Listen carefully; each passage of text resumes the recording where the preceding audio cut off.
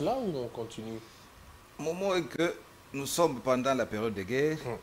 Le Congo ne doit pas rester l'éternel, celui qui pleure toujours. Nous sommes agressés de l'extérieur, nous devons nous défendre. Se défendre, c'est quoi? Mettre le moyen. Et puis, nous devons chasser l'ennemi hors d'état de nuire. C'est ce que nous devons faire. Et je pense qu'à ce point, le gouvernement doit repenser sa politique.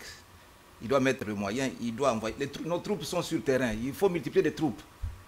Ce côté-là, je ne connais pas bien le côté Est. Si on envoie des 500 000, 100 000 militaires, il faut renforcer les capacités. Si on renforce les capacités, l'ennemi peut avoir peur. Mais si vous ne renforcez pas les capacités, on nous attaque aujourd'hui, demain ils reprennent, et ça fait un cercle vicieux. Alors, on va prendre un autre thème, c'est la mutualisation, question électorale. Mesdames et messieurs, encore une fois, l'actualité en images.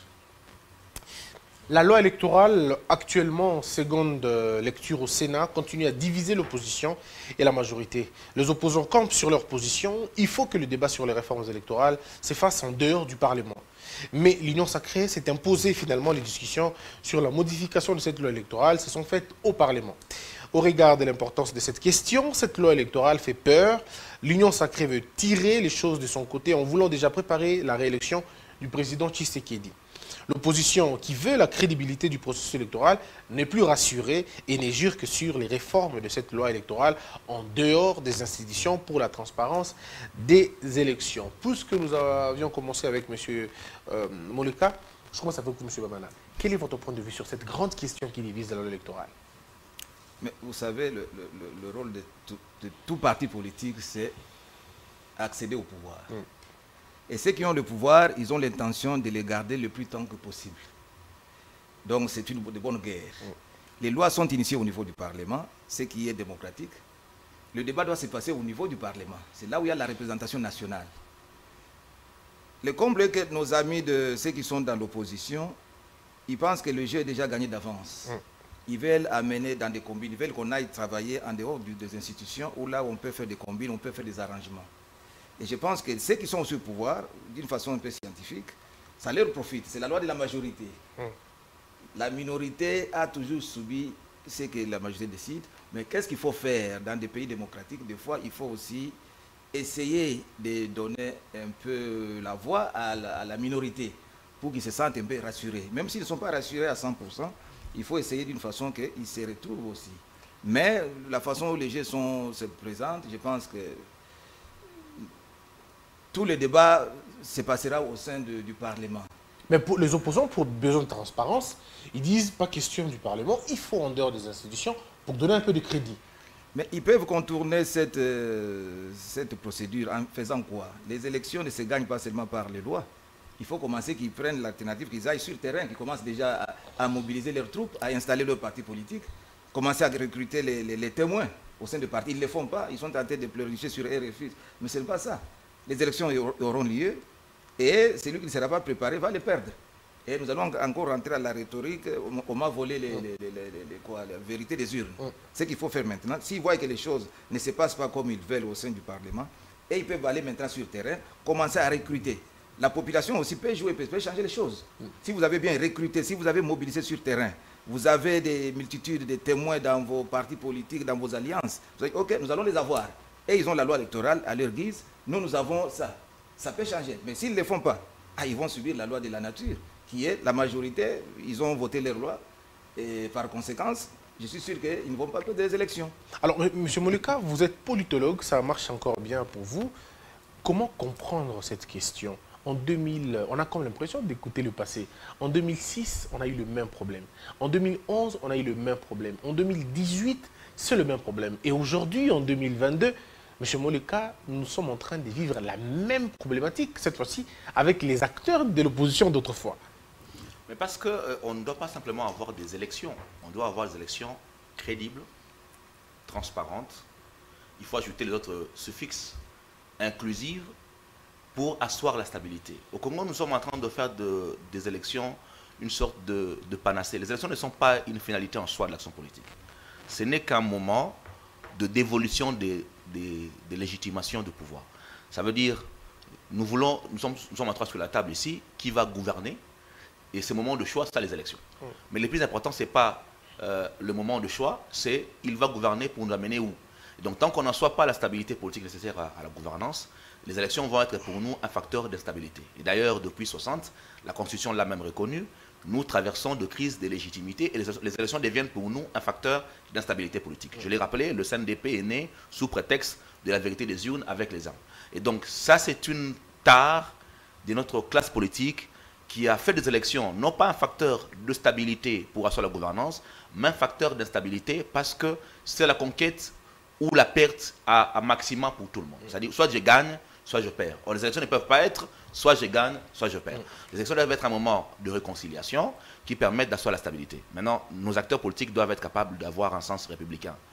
C'est que les élections, on le sait, c'est un enjeu pour tous, mais doivent garantir un minimum de sincérité, un minimum de stabilité, un minimum d'inclusivité pour qu'au sortir des urnes, il y ait moins de contestation possible. Et c'est à la majorité au pouvoir de donner des signes d'ouverture, de sincérité et à la fois je dirais, d'inclusivité pour qu'au sortir des élections, nous ayons cette stabilité-là. Mais si nous continuons à donner des signes contraires, nous préparons les prochaines contestations, donc les prochaines instabilités et peut-être un prochain mouvement armé qui va encore naître de cette contestation-là. Alors, je reviens à vous, M. Moleka, mais M. Bamana, à qui profite la mutualisation finalement? Puisque là, de l'autre côté, on parle de la mutualisation, opération électorale, je veux dire, enrôlement, identification, recensement, il faut que ça se fasse au même moment, à la même période, pratiquement. À qui profite la mutualisation? C'est comme on l'a dit, on organise les élections pas pour les perdre. Ça profite à ceux qui organisent les élections. Mais c'est quand même bizarre, pourquoi c'est l'opposition qui demande... C'est un mauvais narratif, justement, parce qu'on peut organiser les élections et les perdre.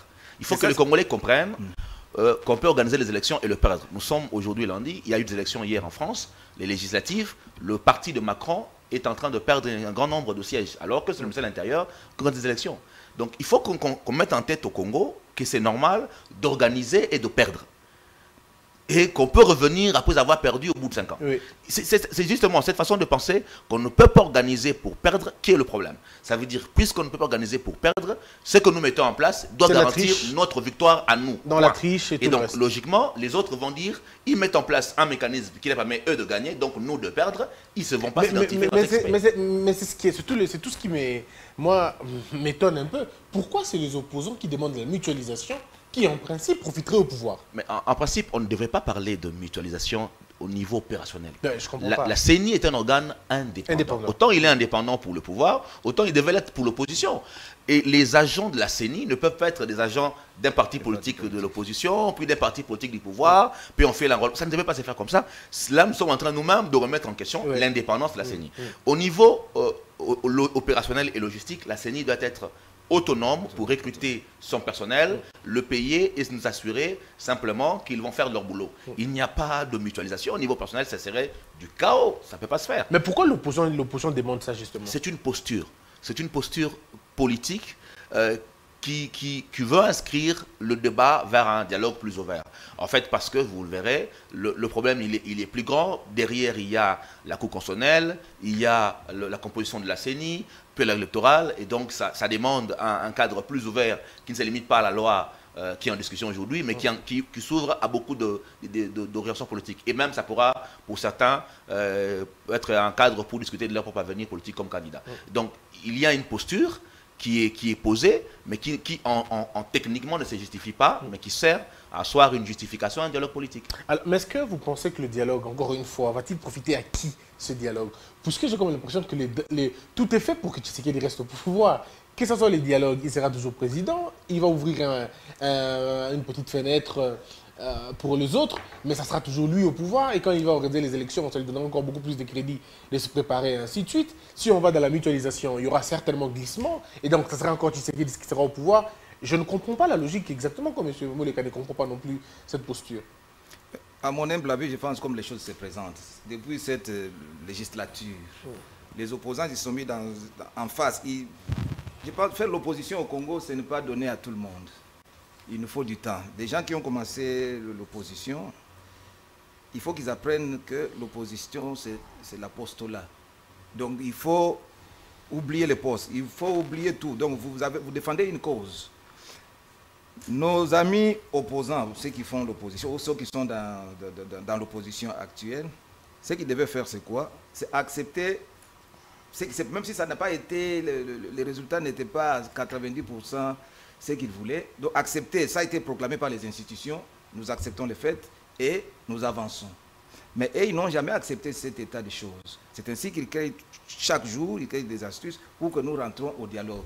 C'est pourquoi tout ce qu'on va mettre par le gouvernement, qu'il n'y ait même pas la triche, ils vont vous dire non, non, ils ne vont pas accepter. Parce qu'ils veulent qu'on rencontre, qu'on dialogue pour qu'on discute de leur avenir politique. Parce qu'ils ne font pas l'opposition. L'opposition est un peu dure pour eux. C'est ainsi quand on met la CENI en place, on vous dira que non, elle est pour pouvoir. Quand on va amener, on veut faire les réformes, venons, on discute au niveau du Parlement. Ils ne viendront pas. Parce qu'ils veulent toujours qu'on discute d'abord de leur garantie, de leur survie politique. C'est ainsi que moi je pense, même s'il y a dialogue aujourd'hui, mais je ne vois pas l'opportunité du dialogue, je ne vois pas pourquoi. Il faut nous préparer à aller maintenant aux élections. Ils disent dialogue parce qu'il faut faire un consensus, il faut refaire la CENI qui n'est pas au goût de tout le monde et qu'il faut enlever les... Ils parlent de la main d'œuvre au niveau de la CENI, il faut refaire beaucoup de choses, il faut revoir les fichiers, bien d'autres choses. Ils ont tout un package des choses qu'ils veulent reprocher au gouvernement. C'est ce que j'ai dit, que nous devons avoir un peu entre nous-mêmes les acteurs politiques, voir ce que nous défendons. Ceux qui sont au pouvoir, c'est sûr qu'ils ont les manettes de manœuvre. Et ceux qui sont dans l'opposition, ils sont dans la minorité. Ceux qui sont au pouvoir doivent nous montrer de bons signes. Que non, ok, nous travaillons avec nous avons une minorité qui doit quand même donner sa voix. Je pense que cette histoire-là, ça doit se discuter au niveau du Parlement. Qu'on leur donne la voix, de donner ce qu'ils ont à donner comme suggestion, que ça soit inclus dans la loi finale. Et ceux qui sont dans l'opposition, de jouer le vrai jeu. Si vous pensez que vous n'êtes pas à mesure de gagner les élections, vous n'êtes pas à mesure de concurrencer l'adversaire, au lieu de chercher les dialogues, au lieu de chercher l'autre formule qui va vous permettre d'entrer au pouvoir. Peut-être qu'on puisse financer, qu'on donne les statuts de l'opposition, le chef de l'opposition, que ça soit financé. Je pense qu'il existe une loi qui dit que non, le chef de l'opposition est pris en charge par le trésor public.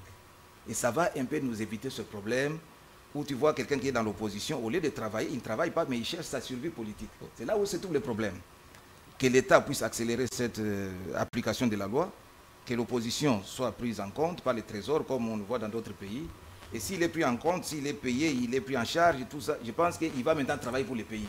Mais au moment où les choses se présentent, faire la politique où tu ne reçois rien, tu vas tout chercher les astuces, combine, on doit se retrouver. Tout ce qu'on va mettre, que ça soit bon ou mauvais, et ils vont rejeter. Alors, M. Moleka, votre point de vue sur la question? Moi, je crois qu'aujourd'hui, un glissement serait plus défavorable pour le président. Pourquoi?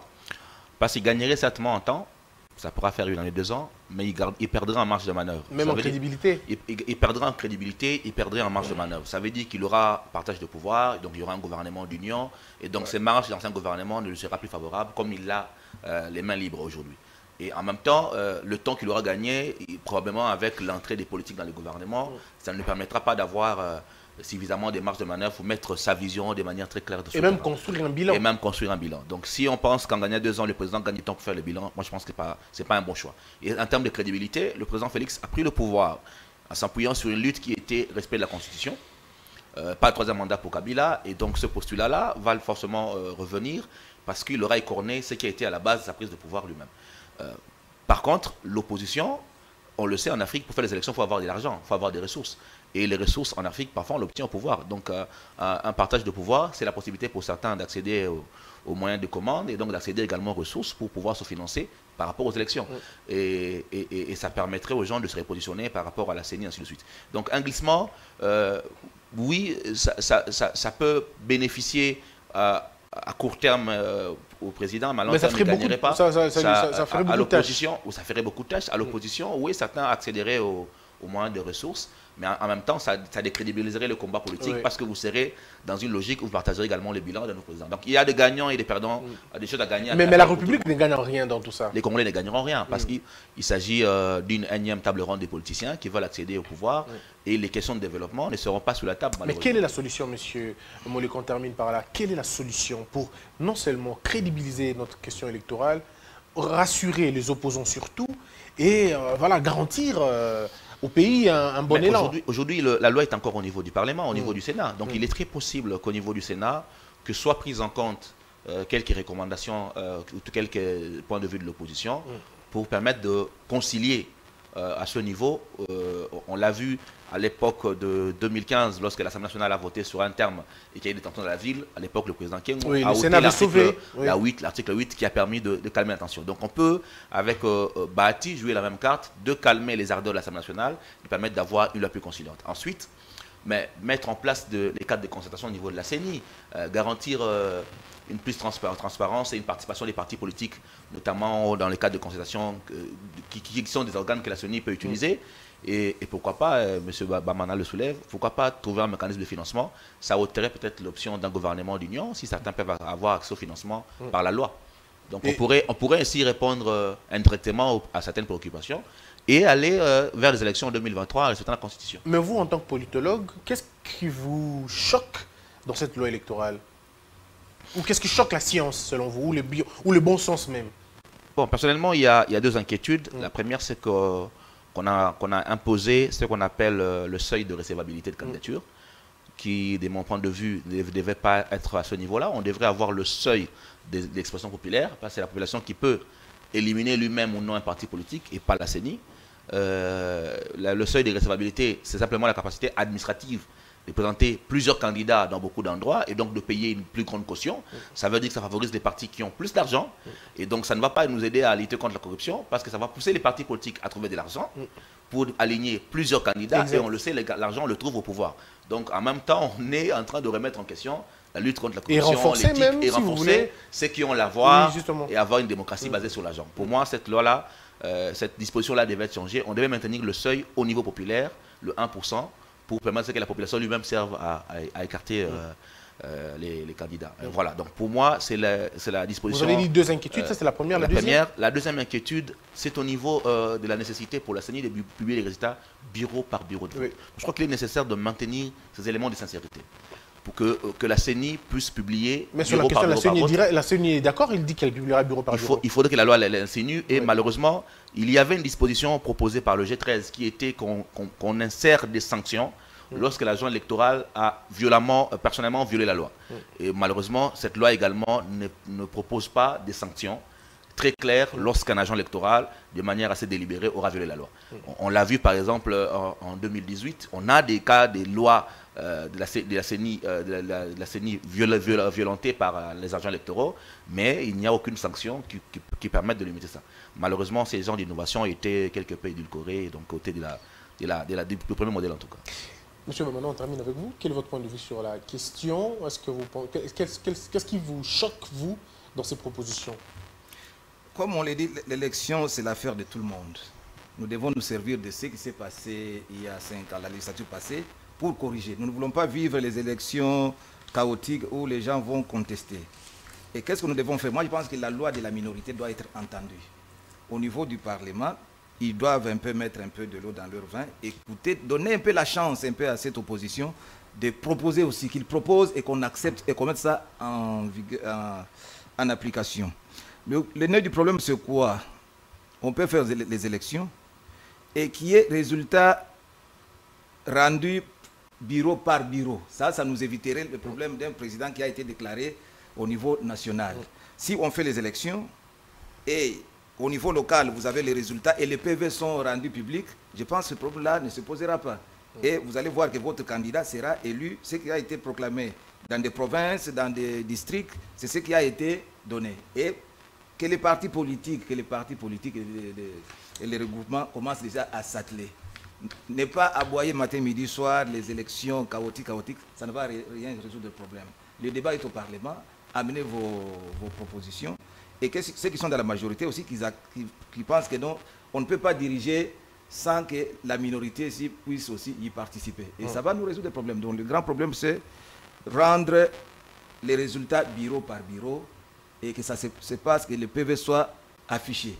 Et ça va sécuriser tout le monde et ça va un peu donner la confiance à tout acteur politique d'aller avec confiance. Merci beaucoup, monsieur Charles Bamana. Je rappelle que vous êtes juriste et président de l'ONG Ensemble pour le développement. Vous vivez en Angleterre, mais de temps en temps, vous êtes à Kinshasa. Je suis de temps en temps au pays parce que c'est chez nous on vit. Merci de répondre à nos questions. Et monsieur Christian Moleka, c'était un grand honneur pour moi de vous recevoir sur ce plateau. Et merci d'avoir répondu à toutes nos questions. Je rappelle que vous êtes politologue et coordonnateur de la DIP Pôle RDC, qui est une plateforme qui réunit tous les politologues et les politistes, je crois, de votre pays. Exactement, exactement. Mesdames et messieurs, merci beaucoup. C'était un grand honneur. Vous avez suivi Grande Tribune aujourd'hui. On a donné la parole à ceux qui pouvaient en parler. Donc, vous avez certainement entendu et vos points de vue sont les bienvenus sur notre page. Vous pouvez vous abonner. Christian Bossembe sur Twitter, sur Facebook et bien d'autres. Et même Congo Buzz Télévision. Vous suivrez cette émission chez vous. Vous avez le temps de participer à cette émission. Vous appelez au numéro qui est affiché sous le bas de l'écran et nous allons vous rappeler pour participer. Que la peur quitte nos esprits et que Dieu bénisse la RDC.